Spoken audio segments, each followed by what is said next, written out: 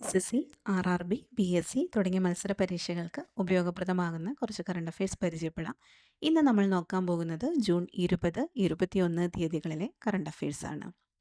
2026-27 കാലയളവിലേക്ക് financial action task ഫോഴ്സിൻ്റെ vice പ്രസിഡന്റായി തിരഞ്ഞെടുക്കപ്പെട്ട Indian വ്യക്തി ആരാണ്?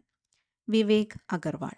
FATF എന്ന സംഘടന കള്ളപ്പണം വെളുപ്പിക്കൽ, ഭീകരവാദ ധനസഹായം എന്നിവയ്ക്കെതിരെ അന്താരാഷ്ട്ര തലത്തിൽ പ്രവർത്തിക്കുന്ന ഒരു സ്വതന്ത്ര സംഘടനയാണ്.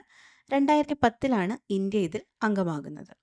വിവേക് അഗർവാൾ യുണൈറ്റഡ് കിങ്ഡത്തിലെ ഗൈൽസ് തോംസണിന് പകരക്കാരനായാണ് ഈ പദവിയിലെത്തുന്നത്. INS ദുനാഗിരി, സംശോധക്, അഗ്രായി എന്നീ നാവികസേനാ കപ്പലുകൾ കമ്മീഷൻ ചെയ്തത് എവിടെയാണ്? കൊൽക്കത്ത.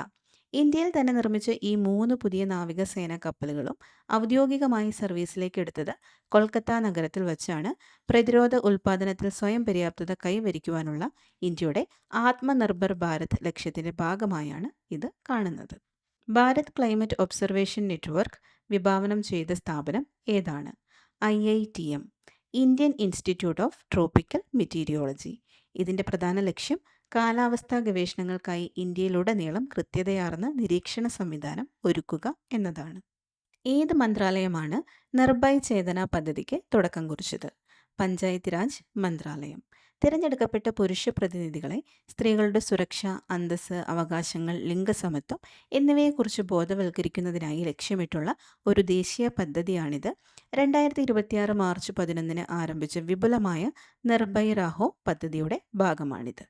ഔദ്യോഗിക മേഖലയിൽ തൊഴിലവസരങ്ങൾ സൃഷ്ടിക്കുന്നത് പ്രോത്സാഹിപ്പിക്കുന്നതിനായി ആരംഭിച്ച മുൻനിര തൊഴിൽ പദ്ധതിയുടെ പേരെന്താണ്?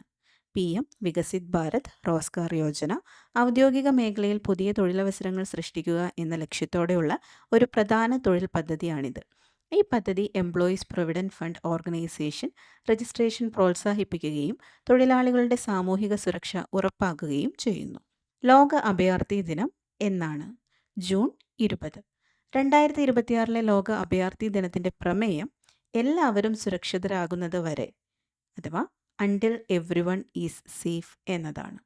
ലഡാക്കിലെ ഹിമപ്പുലികളെ സംരക്ഷിക്കാൻ പുതുതായി രൂപീകരിച്ച സംഘടന ഏതാണ്? ഷാൻ കൺസർവേഷൻ സൊസൈറ്റി, അഥവാ snow leopard and high altitude nature conservation society. ലഡാക്കിലെ ഹിമപ്പുലികളെയും അവയുടെ മലയോര പരിസ്ഥിതിയെയും സംരക്ഷിക്കുന്നതിനാണ് ഈ സംഘടന രൂപീകരിച്ചത്. ഏത് ദിവസമാണ് അന്താരാഷ്ട്ര യോഗാ ദിനമായി ആചരിക്കുന്നത്? ജൂൺ 21.